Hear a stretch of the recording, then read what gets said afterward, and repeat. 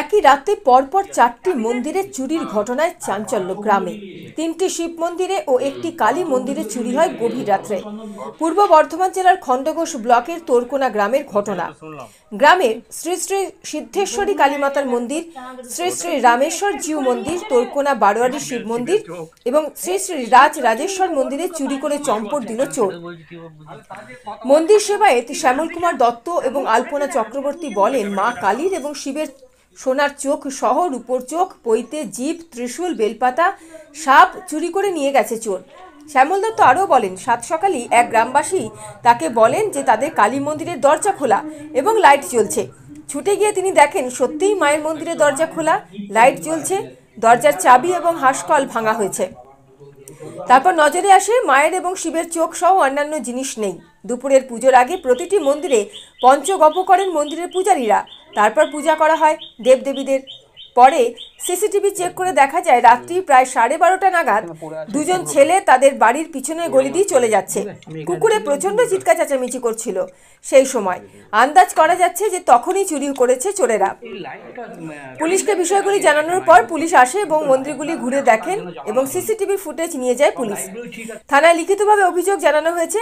Police সূত্রে জানা যায় সিসিটিভির ফুটেজ দেখে তদন্ত চলছে। চুরি গেছে বলে সোনার চোখ দুটো আর সোনার চাঁদ। এটা রামেশ্বর শিব মন্দির আমাদের। চাবি দিয়েছিল? এই তো চাবি দিয়েছিল বাবা, চাবি দিয়েছি ভয়েতে। চাবিটা কি ভেঙেছে নাকি? ভেঙেছে, এই যে খুলেছি কিভাবে। চাবি তোমার দেয়া থাকে? হ্যাঁ হ্যাঁ, শিবরাত্রি যেই চোখ পড়িয়েছি সেই থেকে চাবি দেওয়া আছে। তো কত মূল্য হবে যেটা চুরি গেছে? 5,000 টাকার মতো আমি আন্দাজে বলছি। নিচে হবে। 5,000 টাকার মতো হবে, কম করে। কি নাম আপনার? আলপনা চক্রবর্তী। তো গ্রামের মা সিদ্ধেশ্বরী মন্দিরের গতকাল রাত্রে চুরি হয়েছে এবং তার সঙ্গে তোরকোনা গ্রামের আরও 4টে শিব মন্দিরেও চুরি হয়েছে। মানে মোট কটা মন্দির? মোট টোটাল 4টে মন্দিরে চুরি হয়েছে। কি কি চুরি হয়েছে? তার মধ্যে আমাদের শিব মন্দিরে, আমাদের মা সিদ্ধেশ্বরী মন্দির, আমাকে ভোরবেলা একজন ফোন করে বলল তোমাদের ঠাকুরের দরজা খোলা, লাইট জ্বলছে ভেতরে। তো সঙ্গে সঙ্গে আমি বাড়ি থেকে ঘুম থেকে উঠে চাবি খুলে এসে মন্দিরের কাছে এসে দেখলাম যে দরজার চাবি হ্যাজবলটাকে পুরো ছুটিয়ে দিয়েছে। দিয়ে আমি ঢুকে দেখলাম যে মায়ের মুখে, মায়ের যে চোখ, মায়ের যে নথ, মায়ের যে জিভ এবং ত্রিনয়ন, এগুলো দেখছি নাই। আর শিবের চোখগুলো তুলে নিয়েছে, কিন্তু শিবের যে অর্ধচন্দন রয়েছে সেটা রয়েছে। ওগুলো কিসের ছিল?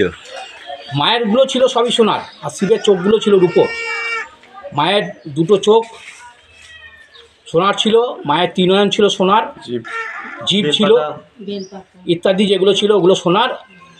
আর শিবের যে নয়ন দুটো নিয়েছে সেই দুটো ছিল রূপোর, সোনার জল ধরানো। আর ওই বেলপাতা ওগুলো সব রূপোর।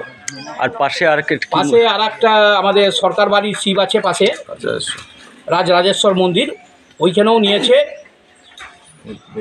বেলপাতা নিয়েছে, চোখ নিয়েছে শিবের থেকে।